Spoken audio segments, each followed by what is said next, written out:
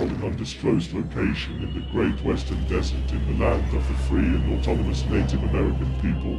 The 2024 presidential campaign in its time to return all US land back to their rightful owners. This is the Ben Zion Podcast. Techno-communism. Welcome back to the Ben Zion Podcast. We're going to do another ChatGPT.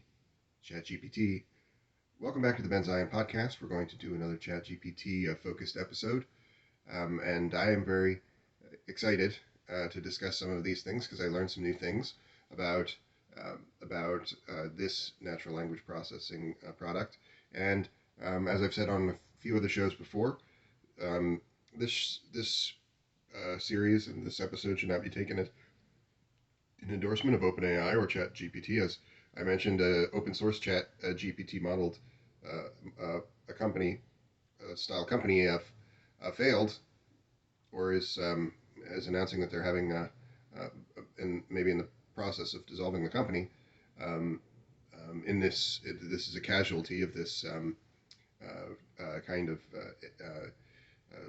NLP arms race, and that's unfortunate. It's particularly unfortunate that a better modeled company would be the one that would fall by the wayside. In a slightly better world, only organizations like this open source competitor would be allowed to exist, which the opposite is basically true now. Only for-profit organizations are really able to thrive in fascist United States. Another thing I'll say is we're talking about using this product that's available. If something else becomes available, I hope that you will use it, and hopefully it will be something a little better. If you are doing work on ChatGPT, you might want to save that work offline. Just copy and paste the whole thing to Google Docs or something, because you're going to be getting more. I've gotten it a few times now. They'll say ChatGPT is at capacity. You can't use it right now. So if you need to access what you've already written, you won't always be able to access it right now.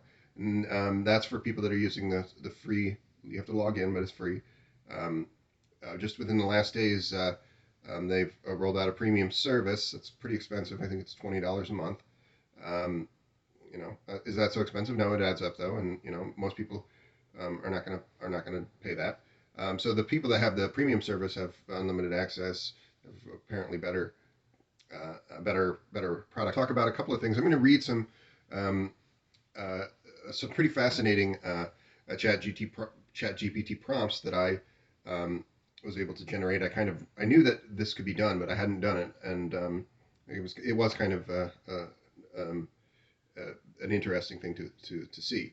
And also going to talk about an article that's a little different from some of the other articles we've read, because it's giving you advice on how to use NLP, a product like this, particularly ChatGPT, to make your life easier, or maybe improve whatever work product you want to do, what you feel is necessary. I've encouraged you to use this with others to create a plan for revolutionary action and ultimately world revolution.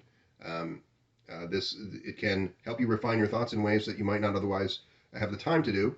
It can help you bring a lot of things into focus. I want to say thank you to, at the top of the show, to I gave a homework assignment of a kind about ChatGPT. I said try and use ChatGPT in the way I've described to bring your thoughts into focus as it relates to revolutionary action. And lo and behold, a listener and friend, Carl Schultz, said, I'm sending you my homework assignment, and sent me some of the ChatGPT material that he'd made that was relevant to the subject that I suggested. So thank you, Carl. Good job. You are helping humankind in its path toward building a humane and sustainable economic system. It might not seem so at this moment, but there's a force multiplier effect in having larger number of folks working together on this precise project, the techno-revolutionary project. And there's a further force multiplier effect with using things which are effectively an enhanced intelligence. That's not to say that any of us are not intelligent, but we can extend our abilities and certainly extend the amount of time that's used No one has unlimited free time, and unfortunately, lifestyles are such in the United States that almost no one even has the free time to pursue the more important goals, such as building a sustainable world. So thanks, Carl. That was awesome, and I hope folks continue to think of these things and do these things. Shared this Twitter.com website with in a comment about this very subject in the spur of the moment. I hadn't thought of this too much before. So this individual, who's a pretty big account on Twitter, and who would be described as a black liberation thinker, a serious thinker. If you're not in favor of liberation, if you're not in favor of revolutionary action, if you're not in favor of building a sustainable economic system, then you are in fact not a serious thinker. An awful lot of technologists like to imagine that because they have some narrow technical expertise, or because they use a lot of flowery sounding technobabble, that they are serious thinkers. But if you are working against building a better world, no, my friend, you are not a serious thinker. You are maybe have some complex, seemingly complex, even overly ornate kind of things going on there. But complexity is not elegance. It's kind of garbage, and particularly if it doesn't serve building a better world. This black liberation thinker, a person that I admire and follow on Twitter.com, made a comment about events in the 1860s, namely shortly after the Emancipation Proclamation. There was the placing of recently freed African American slaves in a concentration camp known as the Devil's Punch Bowl, and up to 20,000 of them died in this place, which was a natural valley with cave walls all around, and they were unable to leave, and many of them died of smallpox or starvation, terrible conditions. A horrible moment in the U.S. history that's been conveniently forgotten by the fascist United States, as many horrible 19th century atrocities have been forgotten, whitewashed, ignored intentionally, and there was a lot going on in the 1860s. Most violent domestic conflict that this continent has ever seen, and but that is no excuse for murdering African Americans in great number and then pretending that never occurred. This is just one of many events, not just of centuries past, but very recently. Violence against African Americans is still ignored, condoned. Institutional violence, social murder, as we said. The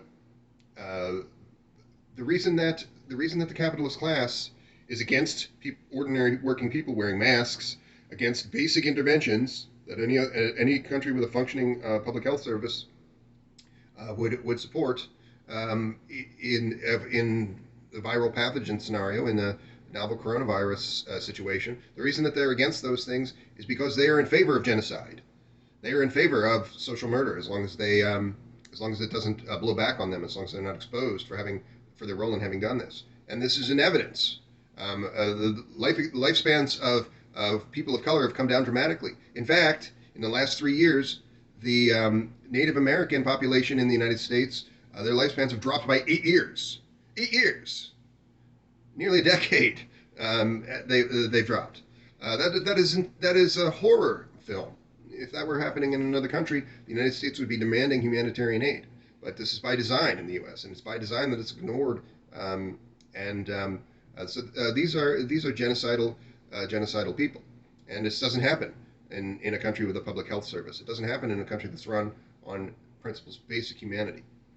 It doesn't happen under socialism, and we're reminded of this every day in the news in one way or another. That capitalists are not adults in the room. They're not capable of taking care of anything, and they should be done away with in institutional terms.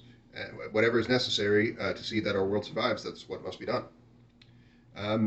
So I asked ChatGPT. They gave a nice summary of this story, a slave rebellion film. I don't like using this word slave all the time. Slave. That's not good. It's dismissive and dehumanizing. But Write a screenplay treatment for a servile insurrection movie about the Devil's Punch Bowl, but with an ending like the Haitian Revolution. As you know, there were revolutions of centuries past, or things called the Revolution. The American Revolution, for example, the American War of Independence. This was not the American Revolution was not an actual revolution.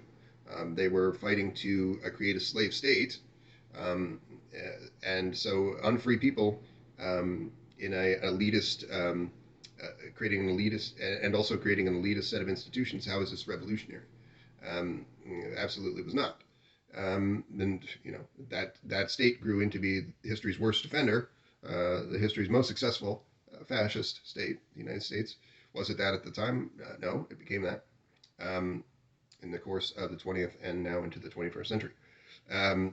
And so the Haitian Revolution was most famous figure of that revolution, true revolution. If there is a liberation of working people and particularly downtrodden peoples of the earth, particularly the targets of this are black and brown people. So that is necessarily then what liberation entails.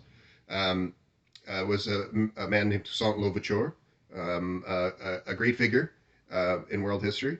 And so I asked ChatGPT, tell me a story where the atrocities of the Devil's Punch Bowl have a happier ending, an ending like the Haitian Revolution, like Toussaint Louverture leading his people to freedom.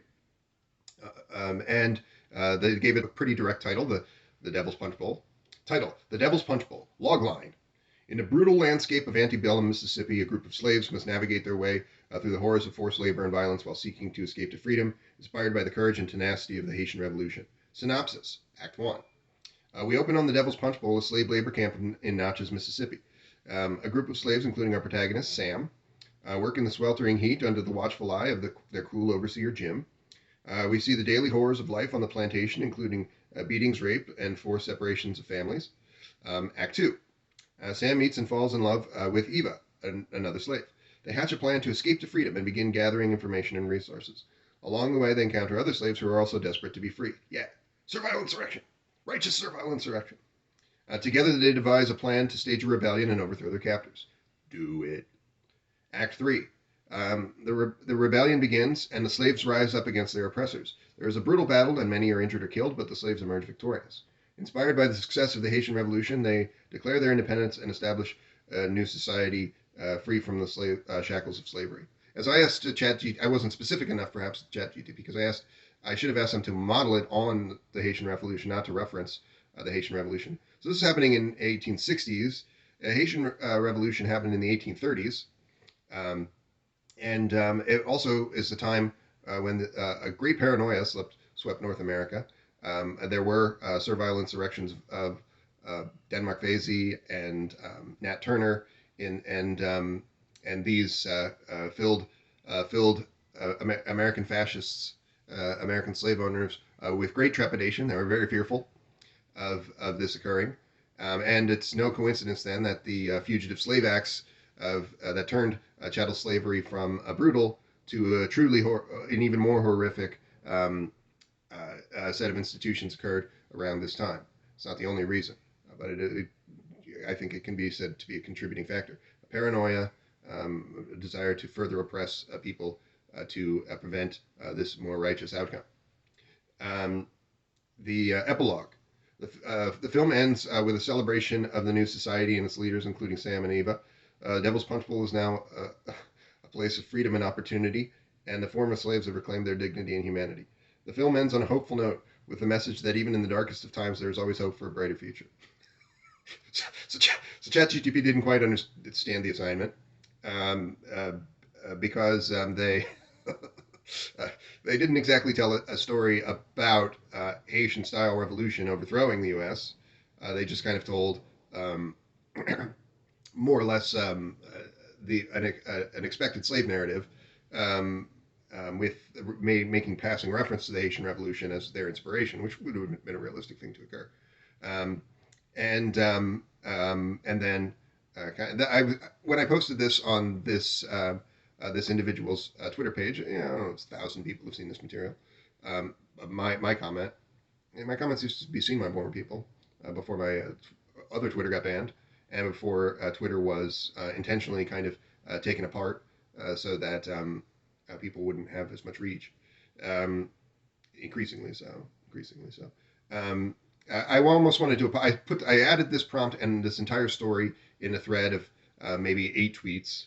It was a sub thread of the main tweet from the poster about this, and I almost didn't do it. And I almost wrote something apologetics, particularly about that last bit.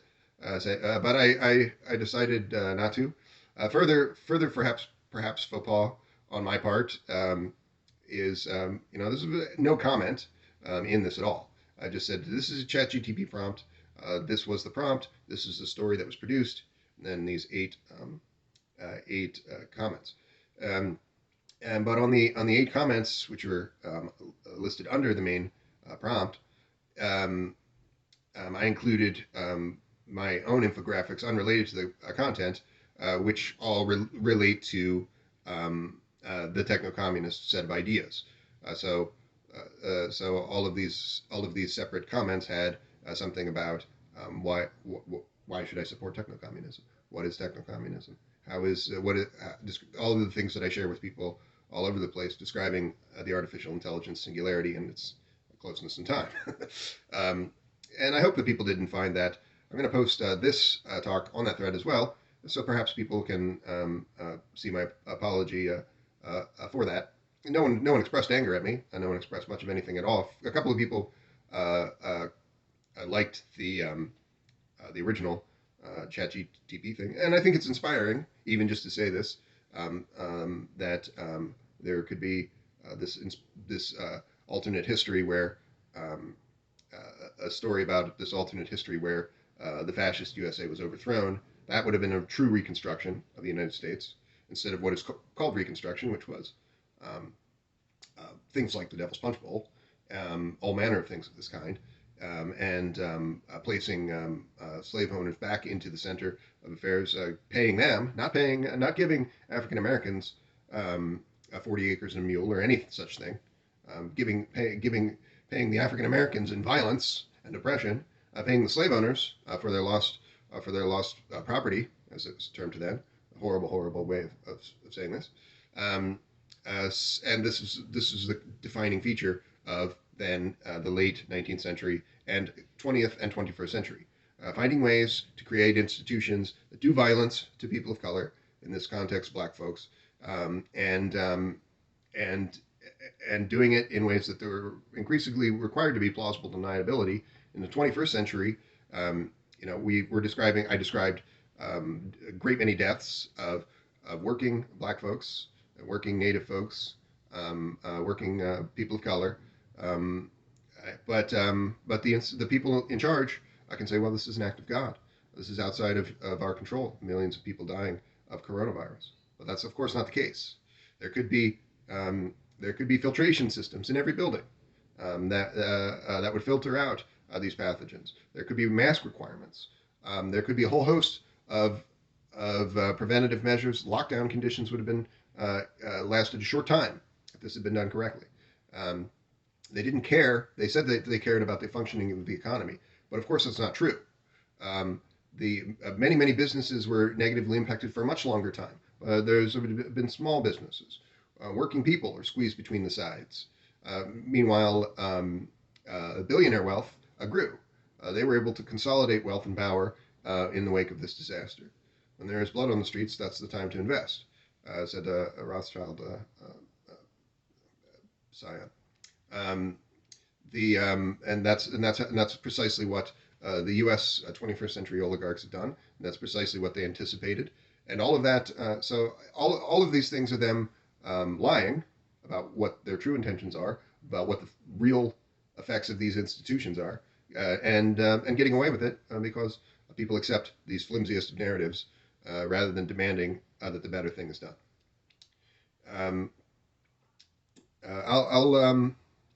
I'll switch gears and because I already talked about this at the beginning of the show, talk about this article. This is an article from February 13th, 2023, written by Sabrina Ortiz, and it's from zdnet.com. Do we like zdnet.com as a publication? No, not particularly. This is what we say about almost every publication that we're reading. This is for-profit tech media, which is not good, but nevertheless, this is where this material, this is how we're encountering it, so we'll share it. ChatGPT productivity hacks. 5 ways to use chatbots to make your life easier. ChatGPT has made headlines because its advanced coding, writing, and chatting capabilities. The chatbot has proven itself to have a wide range of skills, from fixing bugs to passing an MBA exam. Even if you aren't a coder looking for assistance, that doesn't mean that you have to miss out on the fun. You don't have to be a tech whiz to harness the power of ChatGPT in your everyday life. ChatGPT has applications that can improve your productivity and solve real-world problems. We rounded up some ChatGPT life hacks and put them to the test for you. Draft emails. Drafting up what is meant to be a quick email can end up being a tedious, time-consuming task. Stringing together all the right words to get your message across while using the right tone and corporate jargon is harder than it looks. ChatGPT is here to help. Yes, you can use this in your work to lessen your workload, perhaps allow you to then use ChatGPT in that downtime at work to plan a revolutionary action. Yes, the boss makes $1 and I make a dime, and that's why I poop on company time. You can do it, right? You can perhaps do this work avoidance strategy wherein you are able to reclaim some of your time from your exploiter. As a sample prompt, I entered the text: "Help me draft an email to my boss letting her know that I have a doctor's appointment today." Within seconds, the chatbot outputted an email template that was perfectly suitable for the situation. All you have to do is copy and paste it into your email, tweak it to your liking, and hit send. Yeah, you have to write this kind of stuff all day long. You can tell ChatGPT to do it, and they'll do it. And your prompt doesn't necessarily have to be grammatical or particularly elegant. It doesn't have to be that refined in any of those other ways. And ChatGPT will give you something that is that refined. That's their job. Get motivation before a big task. Experiencing nerves or jitters before a big task is a normal part of the human experience. Oh dear. Sometimes a good pep talk or game plan can help you stay focused and zero in on the task at hand. Instead of asking your colleagues, family, or even Google for the perfect pre-event strategy, you can ask ChatGPT. Get yourself amped up. I input the following prompt into ChatGPT. I have a big presentation ahead. Can you give me some motivation? As a result, I got a 5-step preparation plan to succeed. The advice was relevant, insightful, encouraging, and most importantly, helpful. It not only hyped me up, but also provided me with feasible things I could do in the moment to ensure success. Unfortunately, sometimes when you come to other human beings with an idea, you say, man, I was up in the middle of the night. I woke up and I sat bolt upright and had this amazing idea, and I couldn't stop thinking about it, and I want to work on it. And you tell your friends, and what do they say? Don't waste your time. That's dumb. A lot of people will suck the air out of the room on almost any subject. Unfortunately for us, ChatGPT will do the thing that you would want people to do in that situation, which is give you positive affirmation and relevant feedback in a way that will make you want to pursue your dream. Help you compose basic lists. This is good. Everybody should be better at making lists, including being Ben Zion. As someone who loves lists, this feature is a game changer. Lists are an easy way to get organized and ensure you don't forget specific tasks. However, lists can be time-consuming to write and can oftentimes require background research. For example, when I go on vacation, I usually Google packing lists to make sure I don't miss anything and use that information as a basis to create my own. With ChatGPT, you can just ask it to write the list for you. For this sample prompt, I asked ChatGPT, can you make me a grocery list with basic groceries? Within seconds, I had a 15-item list with kitchen essentials that made a great baseline. After getting my list, I could easily copy and paste it into my notes and tailor it to my liking. The possibilities for these kinds of lists are endless. Yeah. I wanted to say something about, I'm going to read another story briefly that ChatGPT generated. I wanted to say something because you often will get this with ChatGPT. They'll say, I can't predict the future. You'll say, tell me what might happen in this situation, and they'll say, I can't predict the future. But I've learned that if you ask ChatGPT for a fictionalized account of the event, and I'll give an example of that in a few moments, then they will take some more creative liberties, take some more overall liberties there, and give you the thing that you want. So if you add the words fictionalized account to your prompt after you've been kind of denied because ChatGPT says, well, I don't know what will actually happen. if you give them that parameter of maybe saying something that's less than true, then they will then they might answer your question more to your satisfaction. And I have a good example of that in a few moments. Create a back to our article about some life hacks using NLP. Create a selfie caption. Selfies. That's pretty cute. Whether you're creating content for a personal or professional account, you could benefit from asking ChatGPT to advise with captions. Finding a caption that is short and trendy but also applies to your picture can be challenging, especially for content that isn't particularly descriptive, such as selfies. You can feed an input into ChatGPT with as much detail as you like about your photo for it to generate the perfect caption. Oh, they're more juiced. Yeah. Imagine that, computer, finding the perfect word for things. I kept my prompt simple and said, I'm going to post a selfie on Instagram. Can you help me come up with a caption? ChatGPT generated 8 caption alternatives, which were all fun, trendy, concise, and even included emojis. That's kind of fun that they're generating emojis. I would easily use one of those captions for my next selfie. Make a custom workout plan for yourself. Yes, if you are undertaking revolutionary action, it's my view that you have to be physically and mentally fit as much as you can. So that includes getting regular exercise and avoiding alcohol, avoiding tobacco, avoiding other intoxicants, particularly those kinds of intoxicants that we would refer to as narcotics or sedatives, particularly things that are highly habit forming, particularly things that will weaken you physically or mentally. Well, you say, "Wow, Ben, I love alcohol. Why can't I drink alcohol?" Well, the ruling class loves that you drink alcohol. They arrange your poor and working class neighborhoods such that there's a package shop, a hard liquor store on every corner, every couple hundred feet, so that you will buy alcohol. They love it that you are weakened and that your class solidarity and revolutionary action efforts are undermined by these intoxicants. So consider that. The ruling class wants it. Maybe you don't want it. Don't be this indulgent consumer kind of personality who's making excuses for the ruling class at every turn.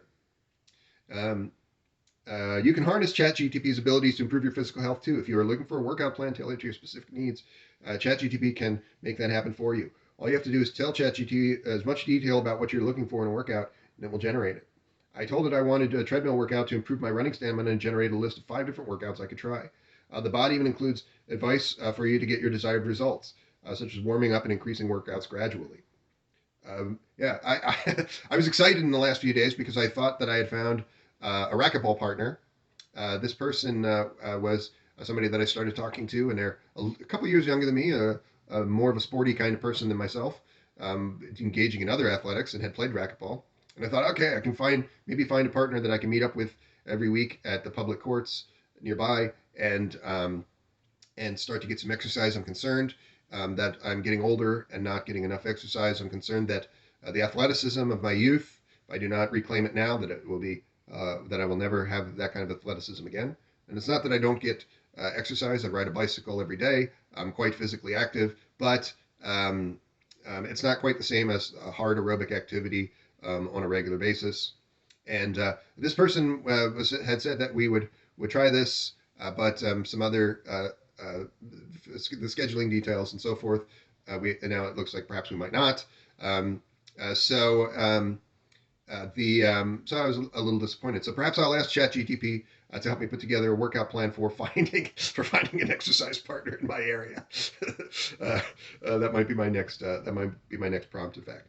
But don't forget, back to our article. But don't forget, what chatbots like ChatGPT are doing is taking a vast amount of content from all across the internet and then trying to shape that information based on complicated algorithms into something that could answer the questions you were asking. These bots don't necessarily know if what they are producing is entirely accurate. We have little way of knowing where the information has come from and how it has been processed by the algorithms to generate the content. There are plenty of examples of these bots providing incorrect information or simply making it up to fill the gaps. Yeah, they do that. They often are just parroting what a doofus of the liberal class might say, because that is what the great body of this data is out there. And it says when you go to the ChatGPT website, which I'll give to you again now, chat.openai.com. Not an endorsement of OpenAI. Nevertheless, this is a free product that's available to you. When you go to that site, what is the first thing that it says? It says, well, there's a list of caveats, including Sometimes the information may occasionally generate incorrect information, may occasionally produce harmful instructions or biased content, a limited knowledge of world events, limited knowledge of world and events after 2021. Yeah, so it doesn't know exactly what's happening in any given moment, and it doesn't have a. Some people will say 30 days. It seems to understand things that happened 30 days ago, but not in recent days. But in some cases, it's going back even 2 years. It doesn't know what's going on. All right, back to our exciting new Chat GTP feature. Again, I'll say use that thing of asking for a fictionalized account of something if your prompt, if it tells you that it's not imaginative enough to predict the future. I'm often asking it to predict an uncanny or this unusual future event, and it says, "I don't know. What do I have, a crystal ball?" It doesn't know. But if you say, "Oh, give me a fictionalized account," so I'm excited to go through and my list of previous prompts that I was unsatisfied with and ask for a fictionalized account. I'm going to give you exactly one such example. In one of the earlier shows, one of the earliest shows of this reboot of this podcast, I talked about the idea of all of humanity building a more sustainable set of circumstances for itself in this thought experiment wherein all human beings live in one city of 8 billion, which would, of course, itself have a tremendous environmental impact. It would be a tremendous civil engineering project to build, but in its being built, then the impact would be much smaller. Everybody living in one place means that you can have a public health service that is administered much more easily. You can provide other services administered much more easily. It would be a socialist wet dream. It would also create a system wherein things would be much more easily sustainable. And environmental impact in that region would not be negligible. It would be quite a large region. For all of humankind to live comfortably would require a city about the size of Texas. Could be smaller, but then people would be a little closer to each other. It could be larger as well. That would not be an easy thing to do, to find water rights and land rights and construction necessaries. That would be a massive project. Obviously, it's a massive project to build a mega city. It would be to build a giga metropolis would be huge. I nevertheless asked it this question and read its answer to you about a city, world city, and I had that very problem. It said, if the culture and political hurdles were removed and the difficulties of construction were removed or already completed, would it be safer for humankind to live in a large city of 8 billion in terms of reversing the climate crisis or meeting human needs? Well, that's an example of the kind of question where it says, I don't quite know. But now I'm going to give the fictionalized account where it gives an answer of a little different kind. Write a fictionalized account of the neighborhoods and overall metropolitan profile of a city that houses all billion of Earth's people. And this is cute and quite poetic. I almost got not beautiful and in moments inelegant, but when I got it, I had an eerie feeling, like reading Jorge Luis Borges' works. While I had a kind of tingle in my spine while I was reading it. The city of Solis. The city of Solis, S-O-L-I-S, the city of Solis was the result of a grand experiment to bring together all 8 billion people on Earth in one location. The city was built in the heart of a vast desert, with towering walls encircling the perimeter to keep the harsh winds at bay. Despite its massive size, Solis was a marvel of engineering with cutting-edge technology that enabled to sustain such a huge population. The city was divided into 8 districts, each named after one of the continents. Each district was further subdivided into neighborhoods, which were designed to reflect the cultural diversity of its residents. In the North American district, for example, there were neighborhoods modeled after New York City, Los Angeles, and Chicago, as well as others inspired by the rich history and culture of indigenous communities across the continent. The South American district was equally diverse, with neighborhoods inspired by the bustling streets of Rio de Janeiro, the colorful architecture of Cartagena, and the ancient ruins of Machu Picchu. Meanwhile, the African district boasted neighborhoods inspired by the vibrant markets of Lagos, the dazzling nightlife of Johannesburg, and the stunning wildlife of the Serengeti. I don't know why wildlife is insinuated into that. As for the European district, it was home to neighborhoods inspired by the winding canals of Venice, the storied castles of the United Kingdom, and the picturesque villages of the French countryside. The Asian district, by contrast, was a blend of ancient and modern, with neighborhoods inspired by the neon lights of Tokyo, the towering skyscrapers of Shanghai, and the serene temples of Kyoto. Yes, because almost everything that's ever talked about in East Asia has to do with Japan, which is an island outside of Asia, and a hyper-capitalist kind of mess relative to many other places which would be described as existing socialism. Which Japan would be an already existing socialist state too, were it not for the influence of the fascist West, forcing it into a capitalist model over the course of the 20th century. This has been the job of the United States to undermine the building of a humane and sustainable economic system at every turn, to enforce the destruction of the environment by super polluting corporations. This is their only job description, is to protect private wealth at your expense, at the expense of humankind and all life on Earth. And they've done this very well, so much so that there's no corner of the Earth, no part of the Earth that's not been negatively impacted in the way that Japan has been impacted. Japan would already have been long under this Chinese sphere of influence after the Second World War, were it not for the fascist West influencing this place. In the Australian district, the neighborhoods were inspired by the sprawling cities of Sydney and Melbourne, as well as the stunning natural beauty of the Great Barrier Reef in the Australian outback. Finally, the Antarctic region was designed as a place of quiet contemplation, with neighborhoods that celebrated the raw beauty and stark landscapes of the southernmost continent. Despite its massive size and cultural diversity, Solis was a place of harmony and cooperation. Its residents shared a commitment to making the experiment work, and they worked tirelessly to create a new society that valued inclusion, sustainability, and progress. It wasn't always easy, of course, with 8 billion people in one place. Conflicts were bound to arise, but the people of Solis were determined to make it work and to prove that it is possible to create a better world for everyone, regardless of race, culture, or background. Well done. Well done, ChatGPT. I couldn't have said it better myself. So I thought that was quite pretty. And but I don't recommend that you work on films or works of fiction with ChatGPT unless that is your livelihood and your livelihood in your particular, or you have just an inescapable preoccupation with this. As a person that had in years past inescapable preoccupations with literary or cinematic efforts, I don't recommend it. I would recommend that instead you use your free time, as I said, in pursuit of revolutionary action. And then if you are working on creative works, that they be of a kind known as agitation propaganda that will help to raise consciousness and or those who are entrenched liberals and capitalist class people, irritate them. That's the same thing. If you can't raise a person's consciousness, you can distract and demoralize the enemy. That's why I resist terms like referring to pamphlets and infographics about techno-communism as shit posts. The United States Revolution, which I mentioned, is not a true revolution, but nevertheless it was organized by pamphleteers in pubs, distributing information not entirely dissimilar from what is dismissed as being shit posts.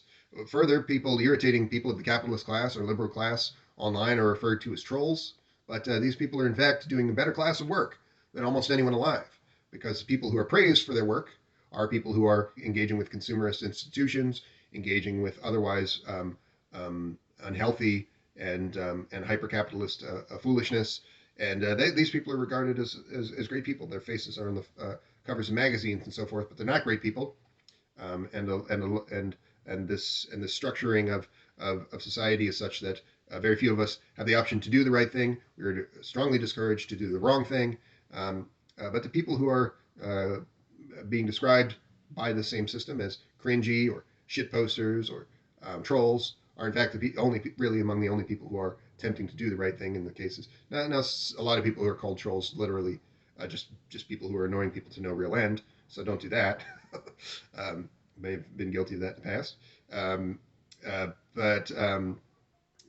The thing to do is to focus on raising consciousness and exciting people in one way or another to that end. And if you're doing that, don't believe the hype that you're doing the wrong thing. Don't believe this framing wherein your work in that context is described as shit. It's not shit.